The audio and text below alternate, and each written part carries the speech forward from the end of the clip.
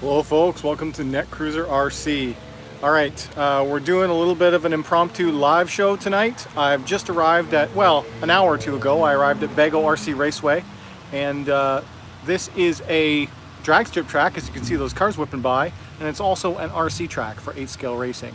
And there's going to be a race tomorrow, as long as the weather holds out. I shouldn't even mention that, but the forecast does not look great. But I still wanted to come tonight and try out my Techno EB 48.3 8-scale on the track again with some changes that I made. First of all, there's cars zipping by. I'm not sure, that's awesome, I love that. I'm not sure how well you can hear that. Hopefully you can hear me too. I'm just talking through my phone. Anyway, I just wanted to talk about some stuff, have you guys join in, because I didn't get a video up today. I'm not going to get a video up tomorrow. Probably the next one's going to be Sunday. And it should be about my car, my Golf R, finally showing the tint that I've been teasing. I got ceramic tint on it a week ago, and I just wanted to talk about that. But I've got a bunch of race videos and stuff. Sorry, shaking. Trying to move my hand away from the microphones. I have a bunch of race videos and stuff in the queue. I just didn't have time to edit them, and I didn't bring my computer, so I can't do that tonight. So no real RC videos for a while, but lots of stuff happening. And then you'll get to see it eventually. So I just wanted to kind of talk to you about some stuff. Hey guys, I have seen your comments fly by. Hear those dragsters? That's awesome. This is a bring your own vehicle type event, so you just bring your own street car and you just go ripping down the drag strip. I'm not sure how much that costs, but man, if I had a different style setup, I would love to do both, where I could bring my Golf R here and then do the drag strip and then do RC racing at the same weekend. That would be friggin' amazing. Because they would be both excellent at both. The Golf R would do very, very well on that quarter-mile drag, and I'd be very curious to see what it does for speed with the tune and the all-wheel drive. And we're approaching 400 horsepower in that car, so it's getting really, really fun now. This thing is a Techno EB 48.3, so it's 2 generations old, but I recently picked it up used and then kind of refurbished it up, got my electronics and stuff in it, and I've ran it here once, but and I did okay, but the center diff oil was way too runny, and it kept shunting all the power to the front wheels and ballooning the front wheels too much. So I thickened up the center, and I also had to re-glue all the tires because it blew the bead on all the tires last time. So I've done that too.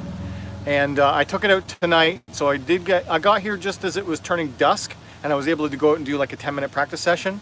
It's better, it's faster. So previously this car was at a, what was it at? 10K front, 7K center, 5K rear.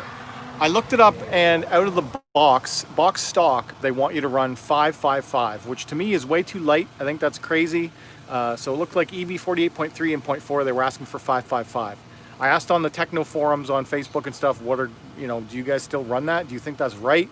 I looked up the newest car, the 48 2.0, and now they recommend 10, 10, 5. This is for in thousands of weight in diff oil. So this car has 3 gear differentials in it, and the thicker or lighter that the oil is, it handles the car, it changes how the car handles a lot. So if you guys are into bashers, 8-scale bashers, same effect. But on a basher, you probably want to be running like hundreds of thousands of weight. I think on my Typhon, I had 50K front or 50K center, 10K front, 5K rear, something like that. But on something like a Creighton or even bigger, you probably go like 100K or 500K in the center. Anyway, that significantly handles the handling of the car. Changes the handling of the car. Can you hear me over those cars when they go ripping by? Can you hear me? Anyway, so now I'm running 10K front, left that the same. I put 15K in the center and 5K in the rear. And I just went out there, and probably the center is now a little bit too thick. It seems a little kind of, I don't know, it feels weird. It's kind of lazy, but also the battery was not fully charged. But I was overall faster. I was able to get 1 second a lap faster, which will be significant. Hopefully I can do better tomorrow, again, if the weather holds out. But I wanted to roll the dice and come out here tonight anyway, because it looked like it was not going to rain tonight, and then I could get more track time with this thing, because I don't have any 8-scale tracks local to me, and this place takes about 2 to 2.5 hours to get here in my camper van. I'm in my 1982, on my 82 camper van. The only way you can see me is if I stay here close to the light, because it's nighttime, right? I have no power hooked up. I'm just running on battery. You can probably hear some generators in the background. So yeah, I'm just kind of getting ready to probably shut down for the night here soon, and then try and get up early, get more track time, hope that it doesn't rain, that type of stuff. But I thought I would talk to you about some of the things that have been going on. So I'm going to try and race that tomorrow.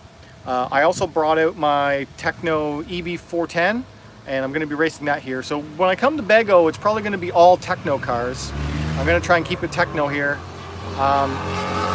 It's so loud. Also, just because this track is an 8-skill track, and the 2-wheel drive is just, you can do it, but it's just not very fun. And now my 2-wheel drive needs maintenance. So I raced it, I've been racing it every Wednesday, and eventually you do see those videos. You probably see them about a week behind usually. And so the next things that you're gonna see with the TLR 22, this is my TLR 22 5.0 DC Elite. What a mouthful that thing is. I put in a better motor, or faster motor, so I'm not running 17.5 stock anymore. Now I'm running, well, a higher turn motor, so lower turn motor, which means faster, a 13.5. And you'll get to see that soon. I got a motor analyzer and I tested it, and then I tweaked it, I tuned it, I put it in, I practiced with it, so that's all going to be one video. And then the next video is actually racing with it. But just to skip ahead of what happened this week, now my rear diff, holy, that's a motorcycle. Yeah, I don't want to get into a rant about how motorcycles are too loud, but they are. Where was I going? Oh, my diff. Is there an on-road track at BEGO? Not at this location. There is another one in another city. I haven't been there, but there is an on-road track as well. This one is the 8-scale off-road. The rear diff is a ball diff in my TLR 22, and it has never been taken out, never been maintained since it was new. And halfway through the mains tonight, or halfway through the mains on Wednesday, it got really inconsistent, really grabby, and made the car almost undrivable instantly. It just kind of like, it wore out just like in an instant. Very, very odd. But those things wear out progressively, and then I guess they get to a point of kind of where then you start to notice. And then I started to notice very quickly that there's something wrong there. It got very notchy. This is like the left to right diff rotation I'm talking about. It got very notchy and weird. So it needs to come out, needs to be serviced. I'm gonna probably make a video about that too, because it's a process that I have not done before, where you should sand down the rings, you should either flip the rings, or you can sand down the diff rings. You can sand the balls, you can re-grease the whole thing, or ideally you replace the diff balls and the diff rings. So it's something that I asked my local group, how often do you guys do that on your 2-wheel drives? Some people said as often as every 6 weeks. Other people said they do it when they notice it gets inconsistent and feels weird. And other people just say they do it every 4 to 5 months, like twice a year type thing, or 3 times a year. So I am definitely due for a diff service on the TLR 22. So that's got to happen. But Rant Time, the TLR 22 is one of the only new 2019-2020 2-wheel drive cars that does not have an easy access diff. So to get it out, you gotta like tear the whole rear end apart. Your transmission's got to come out.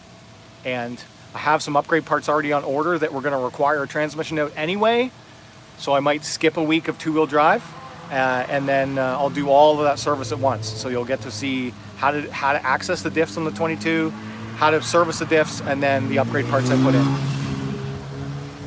So yeah, that's what's happening with the race cars. The Techno EB410, one of the last weeks or so ago, you saw that it stripped the spur gear. It stripped a spur gear because my center brace broke, and I was gonna just kind of like glue it together temporarily, which I actually did, and then I practiced it and it held, which is amazing. I used the Proline CA glue, the one that kind of turns kind of rubbery.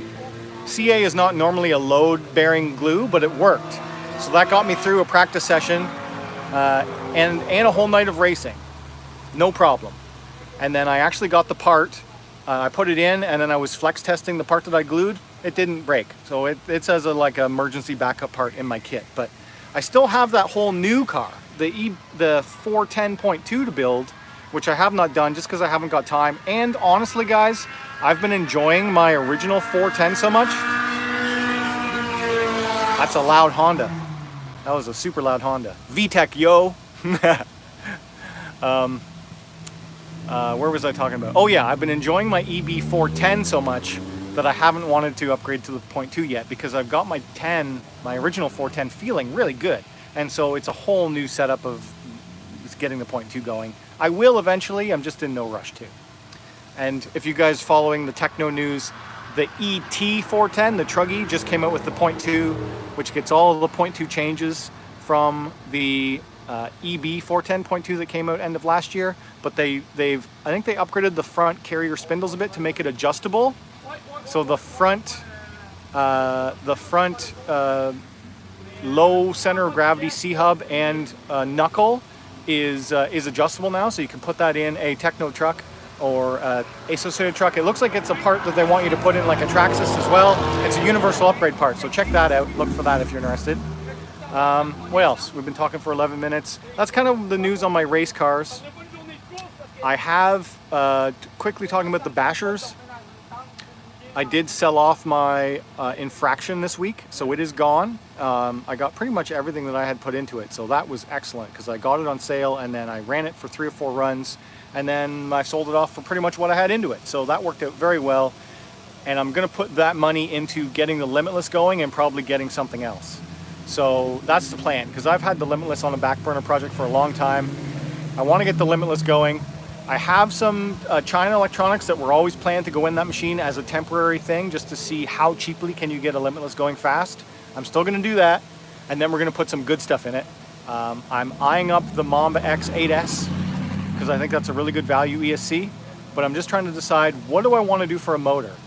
Do I want to put in a low kV motor like 800 to 1200 where you can go 8S, or do I put in like a 1600 to 2000 where you can go 6S? To me, both of those are going to give you the same kind of speed. The 8S is going to give you more torque, but it's also going to be a lot heavier and bigger. So it's like a power to weight disadvantage of going to 8S, because you've got heavier batteries, heavier motor, everything's heavier and bigger. What's the advantage? If you guys know, tell me, because I'm really leaning towards putting a 6S system and motor in the Limitless, but I really want to be able to just say, you know, it's an 8S Limitless, almost just for the bragging rights. But I don't really see a point to it. Anyway, if you guys know, let me know. What would be the advantage of going 8S besides saying that it's 8S? What else? Other thing is the new Armas. I haven't ordered one yet. I'm still on the fence about what I'm going to get. I was so tempted to order that new Outcast 8S because it comes with the 8S motor and electronics. It comes with that whole 8S package. So it comes with a good 8S motor, the speed control, like a $100 receiver. It comes with good gear in it. And then I would try and decide then, do I really like it? Because the promotional material that they put out for the Outcast 8S is modified. If you look at the fine print at the very end of that promotional video where it does the standing backflip, they say, we put plugs in the center diff, we put heavier weight in the center diff, we put in the optional pinion gear, and we just powered it up full blast. It's like full punch off the load. That's not how it's going to perform out of the box stock. It's probably going to be much tamer out of the box stock, which I'm actually more interested in, because I don't want it to be doing like wheelies all the time. If that truck comes out, if a YouTuber shows that truck running, or another promotional video shows that truck running stock where you can keep the nose down, where you can almost give it full throttle and it stays level and you can put the power to the ground, I will buy it. But if it's a wheelie machine like all the other Outcasts, which to be honest, it likely is, because that's the whole point of that machine, is to be stunty and flippy and crazy. Anyway, that's my opinion on it. Everyone likes a different driving style. I prefer the driving style of more of a driver's car than a stunty car, something where you can actually use the power without it flipping back on itself. Then the other option, if I don't get that Outcast 8S, is to buy one of the EXB platforms. So I already have a Creighton 6S. It's a version 2. And I would either kind of, I don't know if I would just sell it outright or gut it and then get the Creighton EXB and then put all the money into it. When I kind of factor in what a Creighton EXB plus a good electronic setup would cost, you're probably looking at $1,000. That's probably pretty close in US or Canada. Really, if you go cheap or expensive, that's kind of within the range. You know, $800 to $1,200 to get that thing going, because it's $500 just as a roller. If you want to put some good stuff in it, it's going to cost you some good money. But I just don't know if I want to get another Creighton. I've mentioned this previously, but if it came out as Italian, I would probably end up getting that, because that is a race legal 8-scale truggy platform. So the width of it is acceptable and the chassis is fine. That could be a race truck straight up. Put an electronic system in it, a nice censored one, probably a 2250 kV, which is actually the motor that's in this. I have a truggy motor in this. Typically 8-scale buggies, race buggies, run 4S 1900 kV. This one I've got at 4S 2250 kV. It's too much, it's too nuts. I don't want to keep this motor in here long term. The motor that's in here is the Surpass Hobby Rocket 2250, and it's really fast, but it runs really hot, and it's kind of, I had it earmarked for the Limitless, but now it might go into something like Italian EXB if they make that. I'm assuming that they will, because they have shown that EXB parts are coming out for all of their platforms in the 8-scale line. They've shown a picture that there's a short wheelbase, long wheelbase, Italian, and then Mojave chassis in EXB, which is the 775 aluminum. It's the heavier duty aluminum. I think it's around the same weight, but it's much harder to bend. That's the advantage of going to 7000 series aluminum, which all race cars are 7000 series aluminum, because it doesn't bend as easily.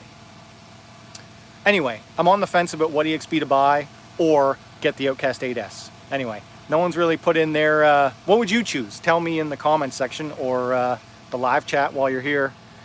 What else do you want to talk about? We've been going for 16 minutes. I should probably end this soon, because again, I'm on my cellular network, and we don't have unlimited data in Canada, at least not unless you're willing to pay like 200 bucks a month for it, which I'm not. Yeah, so we're probably getting close to ending now. There's 10 people watching, so thank you for watching live.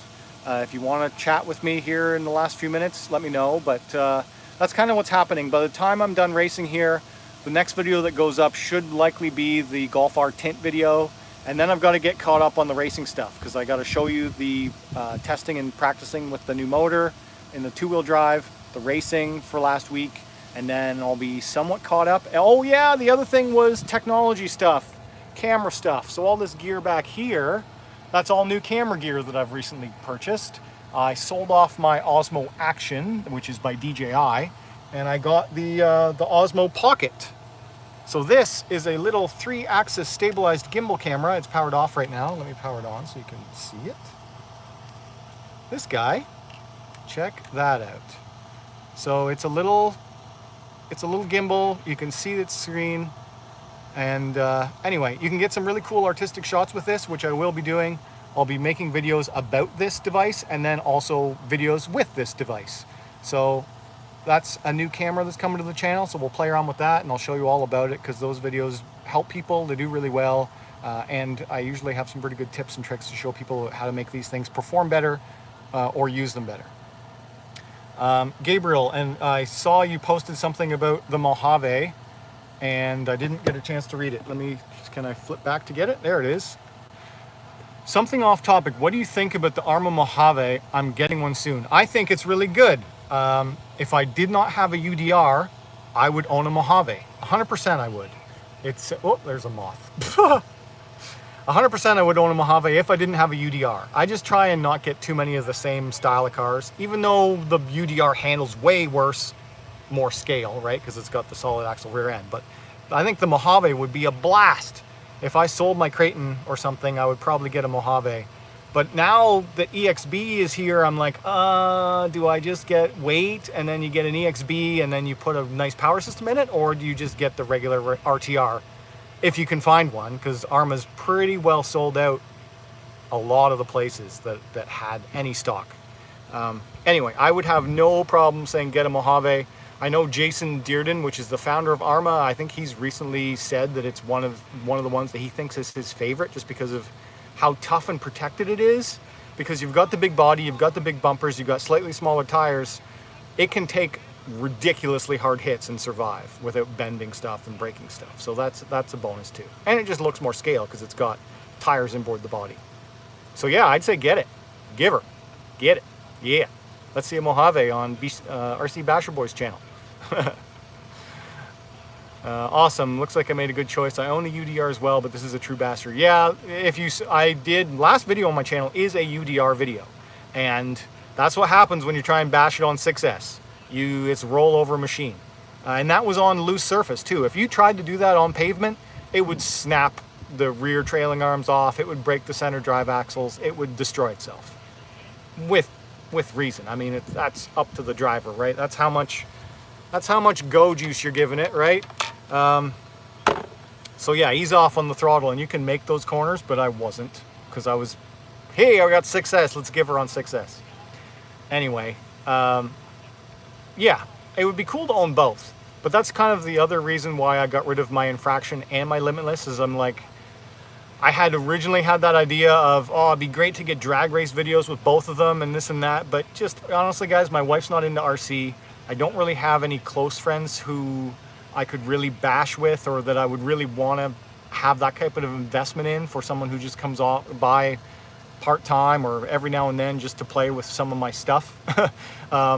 So I'd rather just reinvest into other cars, and then I can do back-to-back runs if I ever need to, instead of them side by side. So, hey man, do you have a hard time putting the body on and off your TLR 5.0? I just got mine and it's a pain to do it. It hangs up at the spur gear. It does hang up at the spur gear. I have trimmed it out a little bit more. So I always like tuck the nose in first under the shock tower, and then I spread the rear as I'm tucking it over the rear transmission. And I also did like trim out around that little spur gear adjustment. It has a nut that sticks out, and I cut out a little bit more, because that body comes pre-trimmed, but it could be made easier by just trimming it out a little bit more. So I did do that.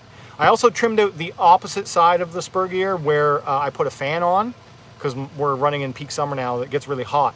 So I also trimmed out the other side so that fan can get more unrestricted airflow. So yeah, just trim the back of your body a bit. It'll make it much easier to get on and off. Although it still gets hung up a bit. The trick is just like spread it out while you're fitting over the back. All right, we've been going for 22 minutes. I am going to end it here, but thank you guys for joining in. We're gonna end it here soon. Before you go, do me a big favor, hit that like button, because that really does help get the video spread on YouTube. Otherwise, these things just go to die. No one gets to see them. So unless the YouTube algorithm pushes it out to people, a lot of this stuff gets missed. So anyway, I appreciate you guys being the 12 who joined in. I think we're at the peak watching right now. Thanks, we'll do some more trimming. Yeah, good. Yeah, that'll help you a little bit. Makes it a little bit easier. TLR rocks. Yeah, I like the TLR stuff. I do have a few little complaints, but I have about that with everything. Just quickly before we go. My biggest complaints with TLR, the 22 specifically, no easy access rear diff, and the ball cups do not have access holes for the hex or for the ball stud adjustment. So if you ever want to change your roll center, you have to pop the ball cups off. And on almost every other car I have, you can just put your hex tool in there and adjust it without having to pop the socket out. Anyway, that's another quick little racer thing. I prefer the ball cups that have access holes in them. All right, guys. If you enjoyed this video, hit that like button. If you're new around here, subscribe. If you want to talk to me, leave a comment down below. And as always, thanks for watching. Hopefully this thing does okay tomorrow, and the weather holds out. That's the plan. Take care.